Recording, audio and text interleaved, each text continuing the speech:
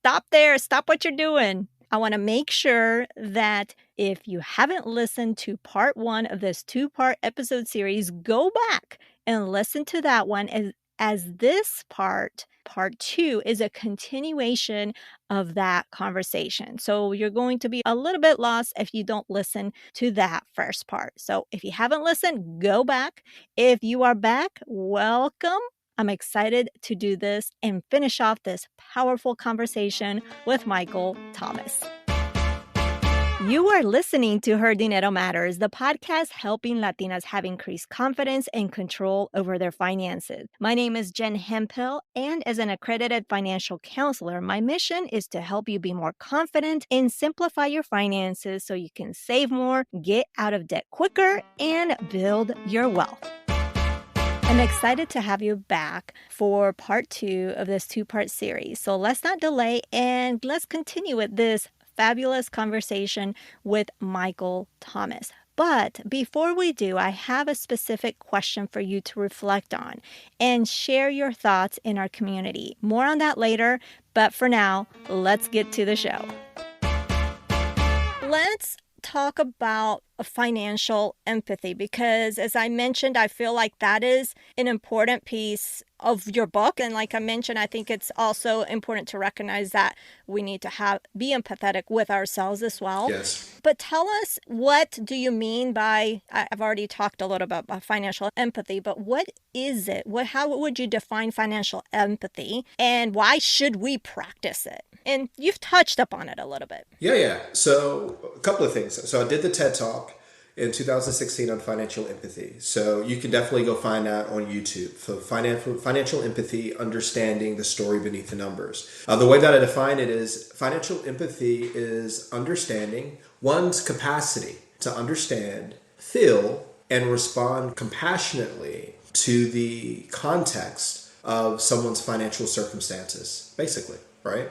And so the reason why I included the understand, feel, and compassion is because when we look at the much broader narrative of empathy, and there's a lot of research, especially in the medical side of it and health services, tons of research in this space. But I wanted to explicitly say financial empathy because I felt that we were navigating a space during that time where there was a lot of guilting and financial shaming that was happening, right?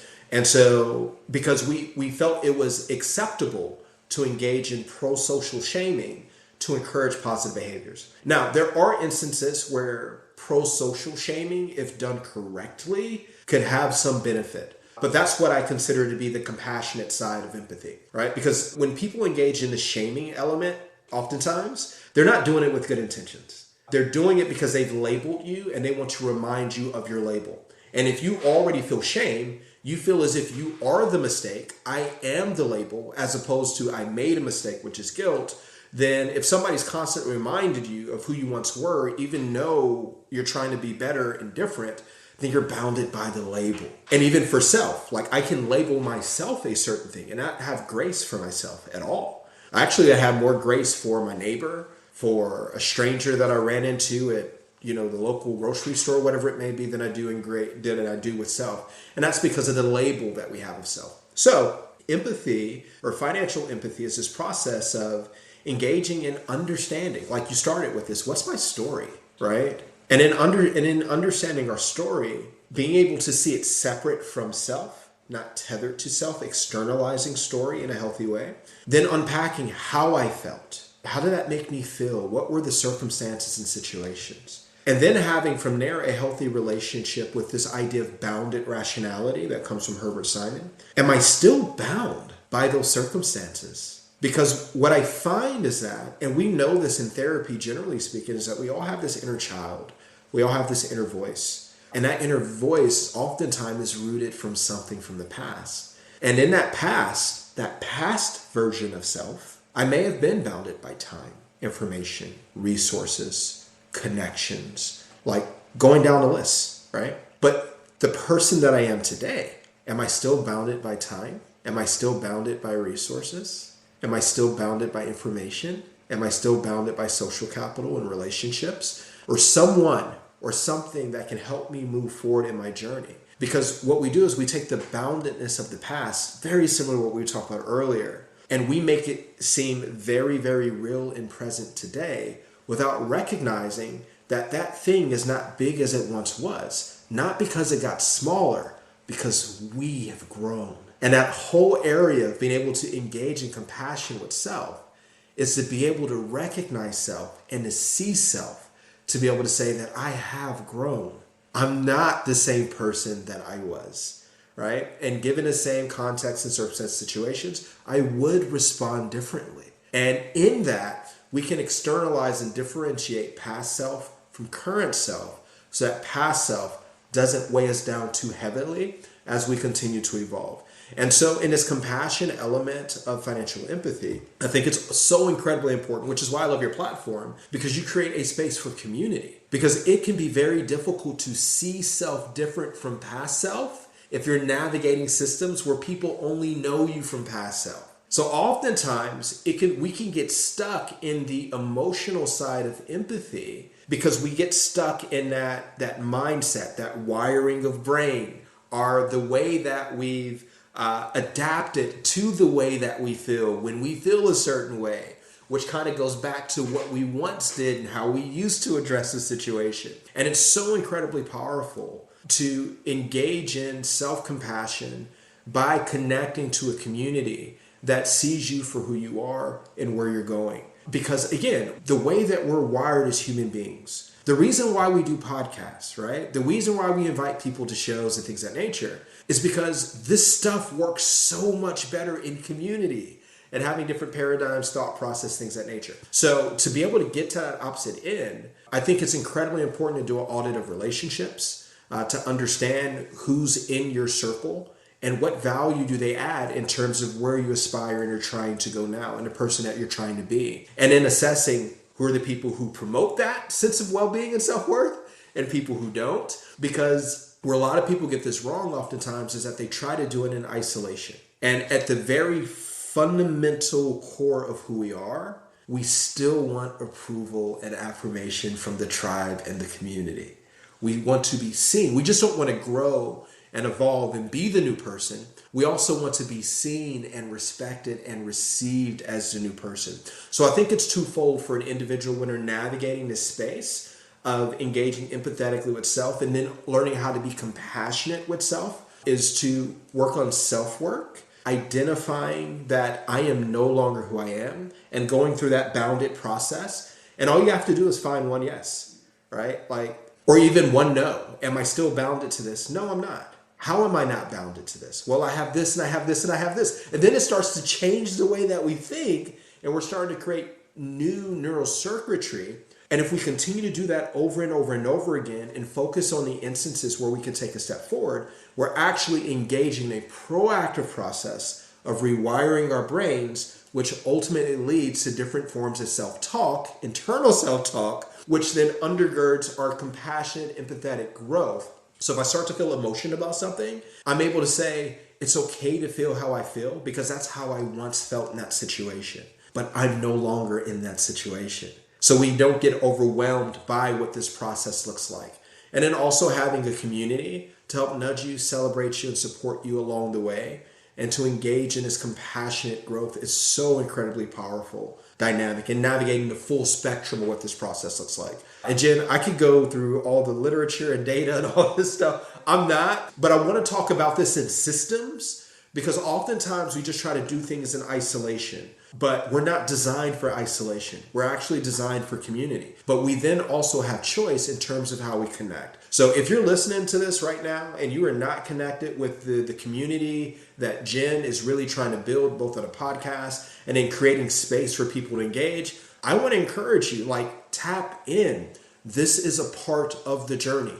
You weren't designed just to do this by yourself. Thank you. And how does financial empathy, how does that fit into the broader picture of healing from financial trauma? Because one, it gives you the space to make mistakes and not be bounded by it. That fundamentally, that's a core paradigm of empathy. It's understanding that it's having contextual understanding of why I made the mistake. It isn't because I'm bad with something.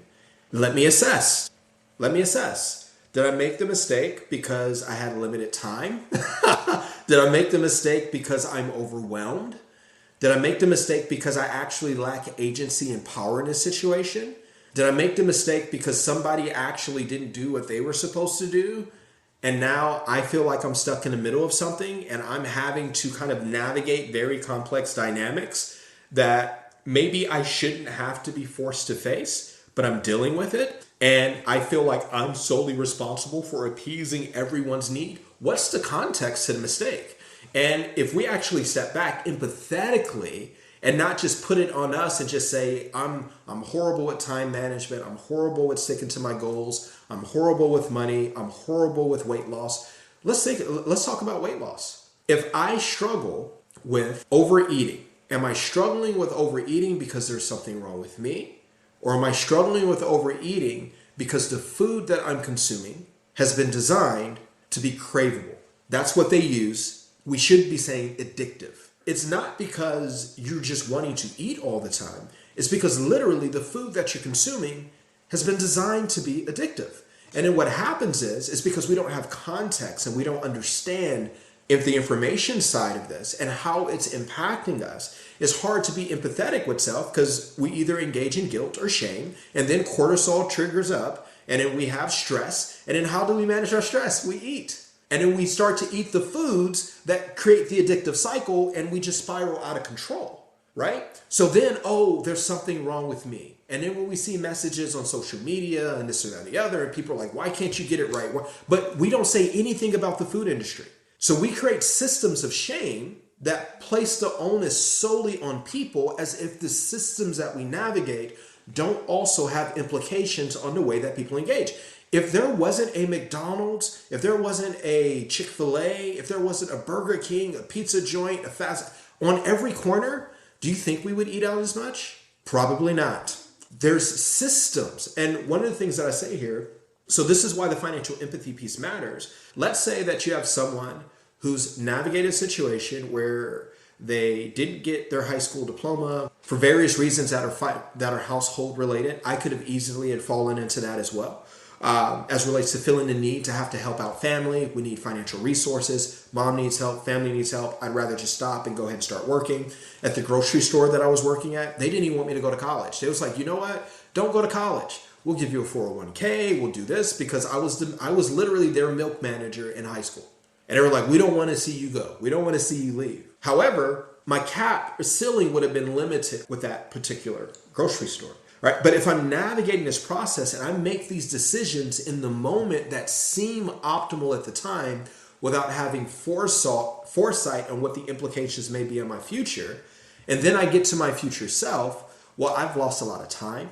I've lost the opportunity to develop social capital and networks in places that could create opportunities, open doors. I'm in Gary, Indiana. I may not have access. Like Jen, if I was still in Gary right now, working at that, we're not having this conversation. If I made that decision or choice. And then let's say I want something better for myself, but then now let's say I've gotten married, I have a child or two, now I'm limited in resources. I want to go to college. College is incredibly expensive. And now I have to spread this out over 8 years. So I'm already, let's say, mid-late 20s. I'm spreading college out now over 8 years just to finish, depending on what type of student loan that I have, whether it's subsidized or unsubsidized. Maybe the clock's starting to tick in terms of the accruement of interest on that. Now, once I've done, I'm 35, maybe 36, trying to enter into a new career. I literally have 24 to 25 years of work-life expectancy at entry level, but now I'm spending the next 5 or 10 years trying to pay back student loans, try to take care of family. Oh, and guess what? My children are about to get ready to graduate. They need a car. They need to pay for college. They need help with X, Y, and Z. And now I have people telling me I'm 45, getting close to 50. It's like, well, why don't you have anything saved for retirement? How else am I supposed to, you can't put me in the same bucket. But what happens is we place all that on the individual and we say that you should have made better decisions. You don't know my story. You don't know what I had to navigate. And I would add, it's personal and relational because the decisions that we make those in relationship. And we try to simplify people's lived experiences. Most people are really trying to do the best that they can with what they know and what they have. right? When people are in debt, when you're in community, especially communities that we come from, if it's one person's problem, it's everybody's problem. So we don't even unpack that sometimes this credit card debt that's being built up is because there's somebody in family who has credit who's trying to help people within our family stay afloat, especially as we're navigating the pandemic. We never talk about this stuff. And I think that anybody in their right mind would say that, it may not be optimal, but it's damn honorable for someone to do what they can for the best of their family to make sure that everybody's okay or good. But we only want to have conversations around when people aren't doing the right things with money. But how about let's focus on the thousands of families that are trying to do the very best and not feeling like they're getting ahead. The thousands of people, millions of people probably, that are working 3 or 4 jobs just to make ends meet. They work just as much as a CEO. But the paradigm would be poor people do this, rich people do this. When you come from where I come from, the steel mills, steel industry towns, people working doubles, they're sleeping and they're just going right back to the steel mills. It's bad for their health. Like there's all these environmental impacts and they're doing everything that they possibly can to try to get ahead and have some type of a life without being a slave to the mills. But we never talk about it. Right. And then, I'm sorry, I'm getting passionate. You're good. No, I love it. I love it. And have you been to Denver? Are you a foodie like me? If so, there's nowhere better to spend your summer vacation juntos con la familia than the Mile High City. With their upscale food halls, you can discover El Sabor de Denver that includes their green chiles, craft beers, and more. ¿Listos? Let's go pa Denver. Go to visitdenver.com/summer to plan your getaway. Hola a todos, soy Pam Covarrubias, host of Café con Pam podcast. Tune in every week on Sundays for your dose of inspiration and storytelling shared by Latinx and people of the global majority who are breaking barriers and making the world a better place. Make sure to subscribe to get all my new episodes. Ahora on the Latina Podcasters Network. And on top of that, the world of how much social media takes a part of our life. And so then the different messages, then you start feeling, I've seen it with people that I've talked to, like, oh my goodness, I'm behind, based on that social media message that they saw. But that person, it does not have the intricacies that you have. It's completely different. So we cannot compare. Context matters. Yeah, I've seen, and speaking of like shaming and how you mentioned how that happens, I've seen a lot, and the world has evolved, and especially in a certain personal finance experts community where they shame people who have these high car notes. Now I'm like, have you tried to buy, and there's not, have you tried to buy a car in this day and age of how much it is? And if you're not in a great financial position, that might be the only option. Maybe the best option. Yeah, so there's so many things, and we can. Oh my gosh, there's so much more we could dive into. Can I say one thing to that though? Absolutely. Then some people say, "Oh well, you can just Uber." Well, think about how often some people drive to and from work, go pick up something from school, from the store, go to the grocery store. Let's say that then also too. Let's say you don't have a washer or dryer, so you have to go. So think about how it looks for someone to have multiple bags, big bags of laundry, Ubering every weekend just to stay on top of the laundry. And that's a whole day affair. And then let's say my kid we got daycare, got to drop them off. And if they want to play sports, we have to, like anything that we think is customary. If you have a car and you can just, oh yeah, the game's 30 miles away. Yeah, we'll be there. We'll be at the game.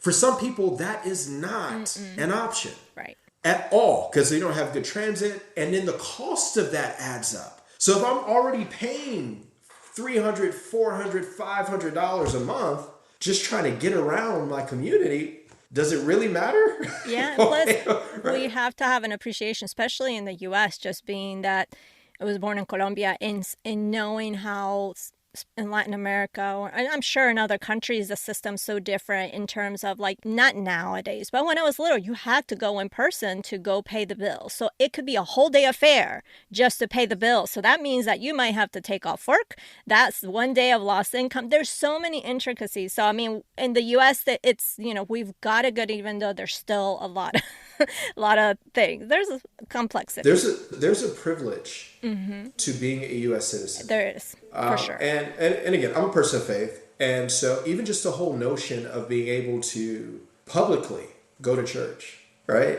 Like we had Easter Sunday, right? We had Ramadan, we had Passover, we had all these things that are happening at once. Do you know that in some countries you can't publicly show faith, right? Like to your point, like you have to get outside of bubbles For to sure. really understand and to appreciate some of the beautiful things that are being done in Colombia, where you can say that, you know what, it would be amazing if we could have that here, right? And then you have other things, and again, there's this process of being able to cross-pollinate on ideas, but it's very difficult to do that if we're navigating a space of shame, because shame causes people to hide.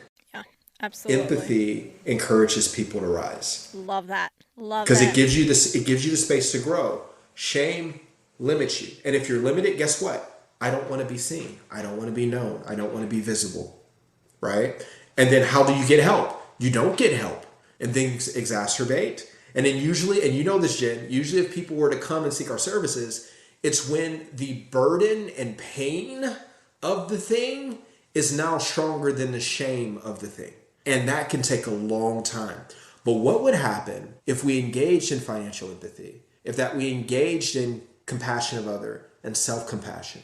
In my opinion, it means it closes the time frame. People seek help sooner. They trust community. They understand that community sees them for where they're going and appreciates them for coming in, is not there to browbeat them and what they've done wrong or whatever it may be. And then now we create an element where it's like, oh, I feel good. Dopamine. Right? Feeling serotonin. I feel calm. I'm in a relaxed state. Now I'm rewiring my brain for engagement with the financial services industry. I have great experiences. I feel seen, loved on, cared for, and we address my need. Now what do I do with my family dynamic? I say, hey, this is what I learned. This is what we did. Who do you go to? And we start to change systems inwardly, outwardly. And I really think that notion of empathy, ending with compassion, because a lot of research just starts at empathy. Meaning that I'm sharing in the emotional feeling that you have. I'm not overwhelmed by it though, but I can share in the emotion. Compassion is, how do I not just share in it, but what do I do for your benefit that helps absolve your emotional state, not mine, right? And there's a very distinct difference there, because when we respond compassionately, and I'll end on this. Have you ever gone to a dentist? I think some of us have, right? And so if you have, then you would know that if you have to get a tooth pulled or if you have to have something done, the needle is pretty long that they have to inject in your mouth in order to numb the area. If you've ever gone to a dentist, did the dentist ever show you the needle first? They do. They do. So for me, this is the thing. Jen, for me, the dentist never showed me the needle. They actually sit to the side, they kind of hide it a little bit, and they say open wide, and then they come through and then they inject into your mouth. So what I'm getting at here is that at a certain point, what they found was, maybe people are freaking out in this chair because they don't want me to inject them with this big needle. But this is something that they need, because I need to be able to serve them. I need to be able to care for them. What I'm not going to say is get over it, open your mouth, stop complaining, stop whining, because we can't do this if you don't stop X, Y, and Z. Because that person is experiencing a very real emotional response. Compassion is, all right, I can understand why this person is feeling the way that they're feeling. And in fact, I would feel the same way too. Compassion is, how can I do this differently for the benefit of someone else and not what is convenient or expedient for me? And that's where a lot of people get stuck on, oh, I feel you, I care about you.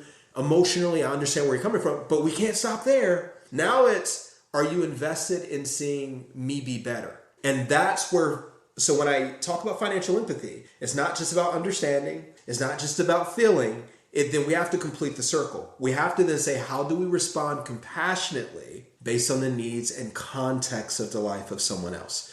Because my strategy in the middle class may not be optimal for someone who is navigating poverty.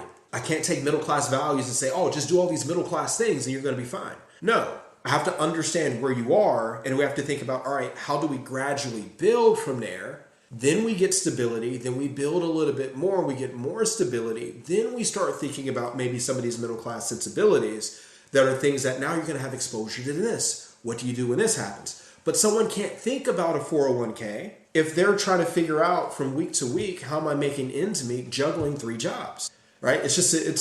You can't. You have to consider that and respond compassionately within that paradigm. Right. You are just full of knowledge, full of gems. So I really, really appreciate it. And I want to just ask one more question. If you could just briefly tell us, you took this time to write this phenomenal book that has a lot in there. And I do appreciate you, Jen. Oh, no, I appreciate you. I'm wondering, as you wrote the book, did you have like an aha moment? Because you said this book has been in the making, I believe, since 2017. But as you wrote the book, were you surprised at some point in time, or did you have an aha moment of something that maybe you realized as you were writing the book?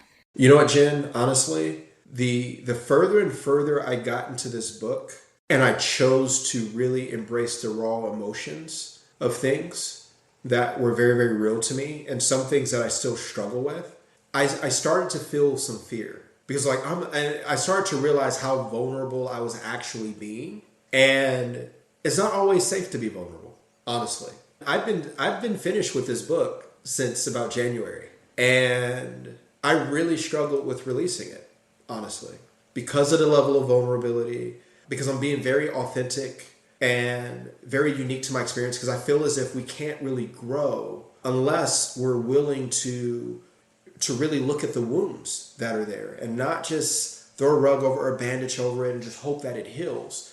And so for me, the further and further I got into it, I was experiencing some anxiety, honestly, because like, man, this is vulnerable. Man, I went there. I had my mom read it and I said, hey, are you okay with this? I was like, are you okay with this? And I kind of wanted her to say, no, I'm not, so I can just discard the project. I'm being very honest with you. And you know where I'm going with this. We're so polarized in conversations that we have, and the polarization has been monetized too, which perpetuates polarization. You just never know how things are going to land or how people are going to receive things and how people want to see it through their lens, and not engage in a journey with you and really do this to really understand something. So I struggled with that. But at a certain point, I said, if I don't do this, I'm never going to do this. And I'm tired of playing small. So if we bring things full circle here, one of the things that was my adaptive response to growing up in Gary was being out of sight, out of mind, not ruffling feathers, not speaking up, just saying that, hey, I'm not going to create any problems or issues. I'll just be quiet, right? Everything from there is going to work itself out. People aren't going to bother you. You don't have to worry about life stuff and all these different things. And what I've realized over the years is that even if you're a person of faith, even if you're quiet, even if you give and donate, even if you try to do everything right, financially and otherwise, life is still going to happen, whether you use your voice or you don't.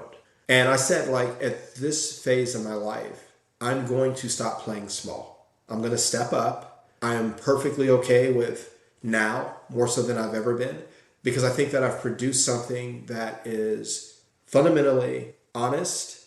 There's integrity. It's truthful. I wrote it. Like, this isn't a chat GPT book. I've been working on this for 2 years. There's everything about this is integrity, integrity, integrity, integrity. And if people don't appreciate my integrity and then understand that I'm not trying to be the dominant voice in a room, I don't care about that. What I want is to provide a voice in a room that helps to move the conversation along to the work that you're doing, to the work that so many others are doing. No one person owns this space. I certainly don't. But we're doing this because we really want to see an impact. We want to say that, Jim, by the time that like we're 90 and 92 years old, we want to be able to say, yes, we're not dealing with the same problems that we were dealing with when we were navigating this journey. We've helped move the needle slightly and advance us down the field a little bit further than where we were before. That's what this is all about. So if people don't get that and they don't understand that, well, that's on them. I can't. I've done something that I think that I appreciate, I love, And I've had to engage in self-compassion for myself in terms of, how do I feel about this work? Do I feel like I did the best that I could do with the time that I had, the resources that I had, things of that nature? Absolutely. Are there things that can be better? Absolutely. But I take those lessons and I say, hey, I'm going to use this for the next project, right? So big picture, that was kind of like the whole thing. So I'm glad that I did.